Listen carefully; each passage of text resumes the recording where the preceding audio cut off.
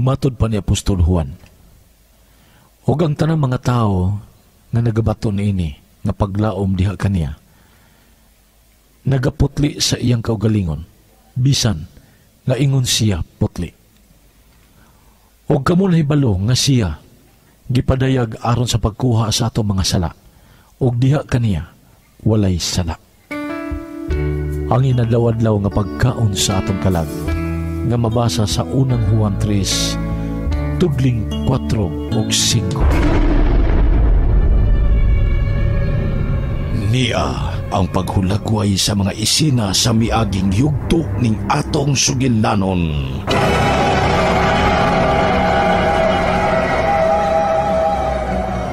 Sugdi na, Loretta, ang imong kasilag ngadto ni Antonio.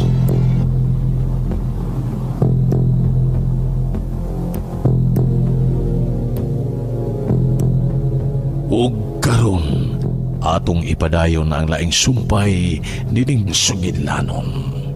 Ang mga kaliwa!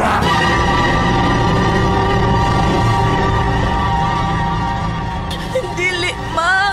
Kinsay matuman, Loretta? Mama Matilde. Kinsay masunod? Tanan ni mong bando og sugo. Mo'y matuman og masunod, Mama Matilde. Magpasalo ako. Hindi na ko mabuhat ang imong ipabuhat na ako.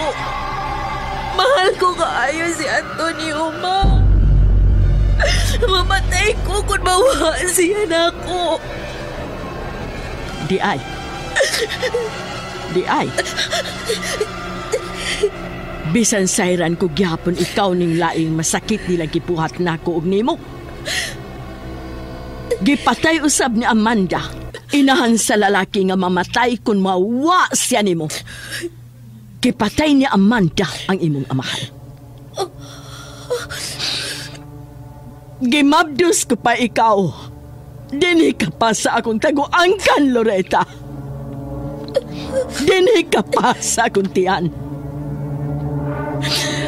Namatay ang imong amahan kay gipatay ni Amanda. Namatay ang imong amahan nga wa ka makakita. Wa makakita nimo. Namatay ang imong amahan nga wa ikaw makakita kaniya. Bangis na kaayo si Amanda. Wa siya pasayloon. Nataw ka nga wa na'y amahan.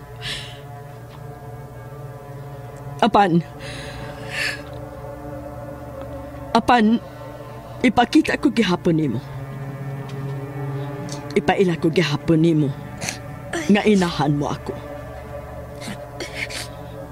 Kung unsa akong pagkainahan, dili ko ikaw mapugos. Tungod kay nahigugma ka na ug miagi usab ako ug gugma. Apan mao kini timan gisulti ko na nimo ang tanan. Kung moabot na unya ang panahon nga maoy mumatuod nga ang tanan ako gisaysay nimo mahitabo ug matinuod gayon nga pahilakon ug sakiton ka sa maong kaliwat. Pinaagi anang Antonio. Ikaw na mauna unya ang sumpay sa kung kisaysay nimo kung kini mo abot ug mahitabo kayo, Loretta. Gusto kayong mutilaw og sakit sa dughan? Gusto kang mubati kung unsa ka hapdos ug unsa ka ngulngul unya sa mahitabo nimo? Dili ko ikaw pugso. Apan manasayran na nimo ang tanan. Giasoy ko na nimo ang tanan.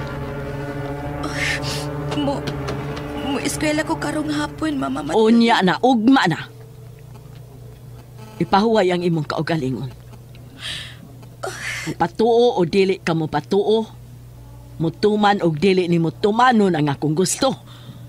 Apanhatagan ko ikaw mga hikayon sa pagtimbang-timbang daan kung unsay imong buhaton kung mahitabo na gyud unya ang akong gipasidaan nimo. Dili ko gusto nga magawas-gawas ka din sa bahay. Pangayuon ako akong cellphone, Ma. ugma ko na kiniihatag ni mong balik. Ayaw yun kalimot. Nga dili ko gusto mo gawas-gawas ka sabay. Mahibawan ako, Loretta, kung musupa ka.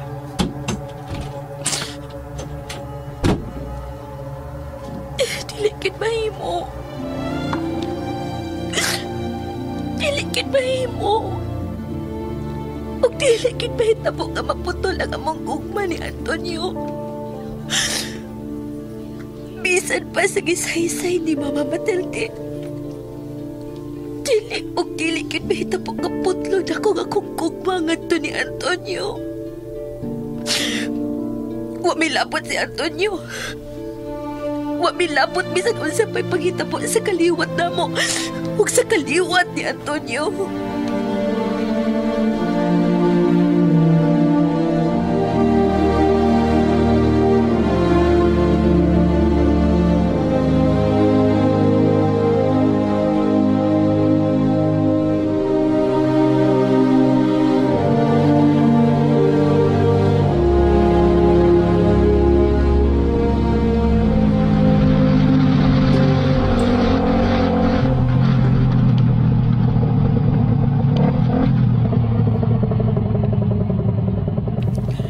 Dawata akong plate dong.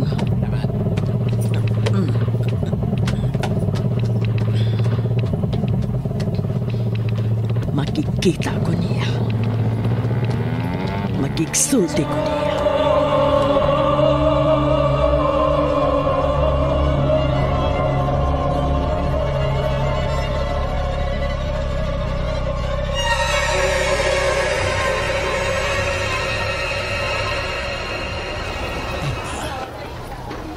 Himungawang ko niya. At doon ko siya. Hi, madam.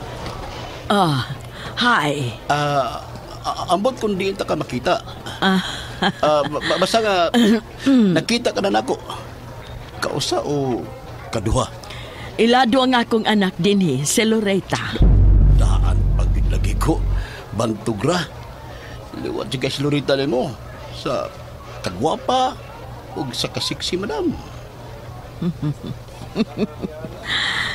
Ay, sa inyong makaon din sa inyong kantin, gwapo?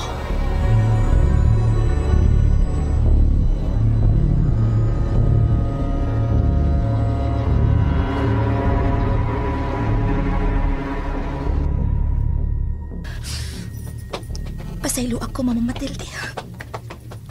Apan makikita ko ni Antonio. Malangay pa pagpauli si Mama Matilde. Makikita ko ni Antonio. Oh!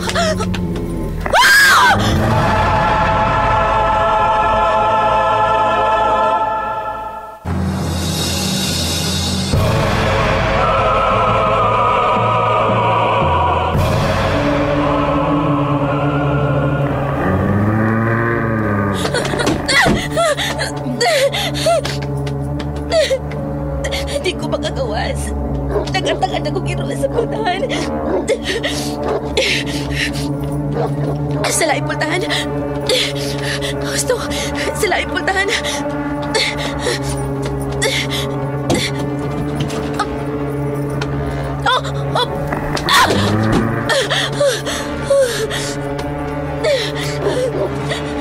Sa mga bitana. Anak ko mo agi sa bitana.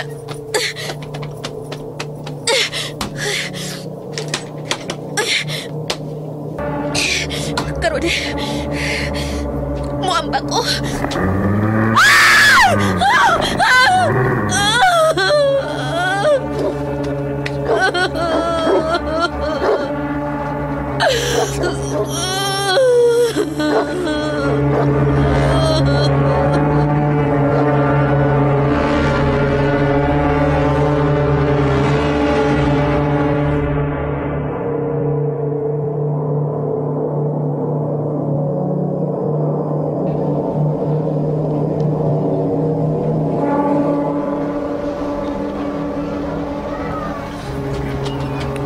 Oy, hala.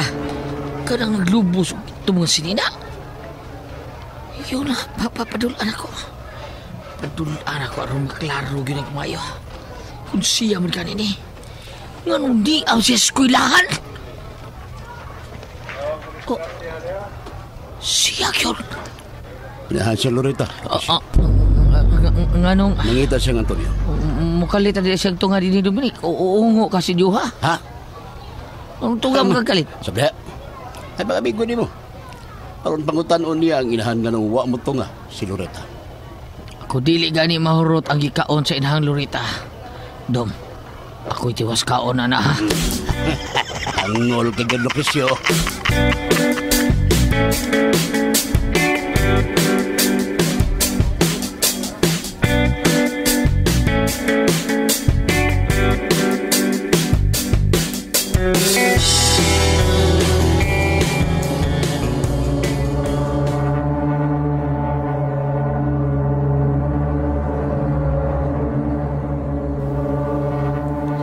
Naghukdong ka man gihapon.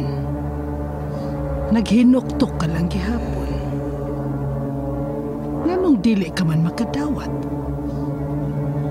Taliabot ang panahon ng masakitan ka lang, Antonio. Kay ang kamatuuran, way pahuway ang kaliwat nila ni Matilde sa pagpangitag paagi nga lutuson og maayo ang atong mga kaliwat. Mag-antos ka gyud sa kasakit. Wa sila'y hunong sa pagpangita ug bisan unsang paagi nga mag-antos kita hangtod mamatay. Antonio, nakabati ka ba? Nagkabati. Mama Amanda. Mao ka na itanom sa imong hunahuna. Why pagkatapos ang away sa kaliwat ni Matilde o sa atong kaliwat? Ning higayon na, magsugod na sila kung unsaon ka pagsakit. Mula ka rin ko sa eskwelahan, Mama Amanda. Oh, si Lolita.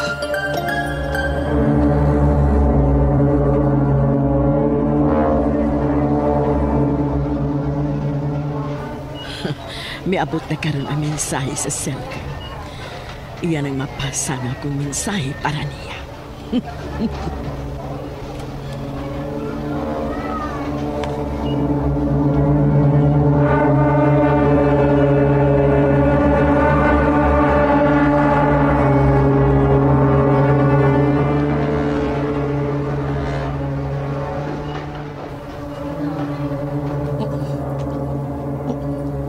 Kinsay may text ni mo, Antonio?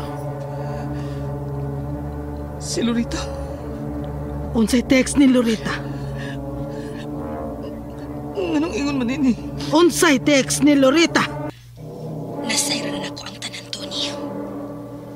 Sakit man kaayo. Apan kinahanglang mahitabo kini. Sa dili pa moabot ang panahon nga ako mo isakitan. Unsa kini iyong text? Putlo na ko ang gibati kong gugma diha nimo. Unsa kini iyong text? Karon pa nako masayri. Kung unsa di kapangis o kasalpahis ang inyong kaliwat. Nagahukom na ko. Wa na tang duha. Dili!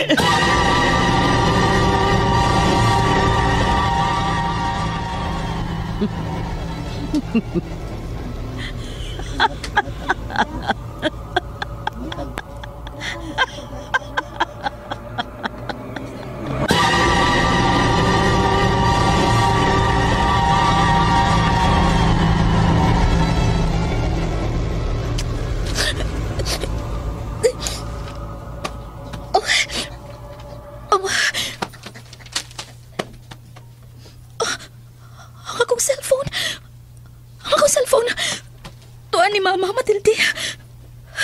Tuwa niya akong cellphone.